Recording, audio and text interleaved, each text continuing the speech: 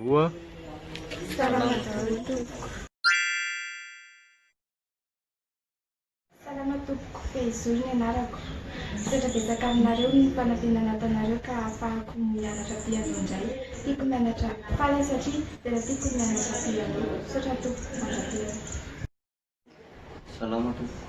Mankasitraka ny fanampiana izay ataonareo. Afaka mianatra gitara satria tohananareo arako dia mankasitraka indrindra velomako. Salama tompoko. Fabio mpianatra voisy atao amin'ny ami.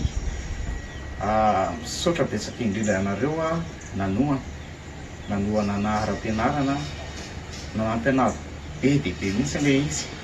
Ny tompoko anie hitay ianareo ary ny fahasoavana be dia be ho anareo. Izy anie andrakotra amin'ny fiainanareo ray manontolo.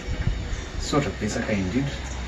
Dia mirary krismasy sambatra ho anareo dia tratry ny taona sahady.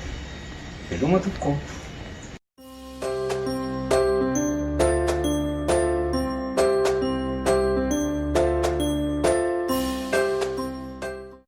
kaloka.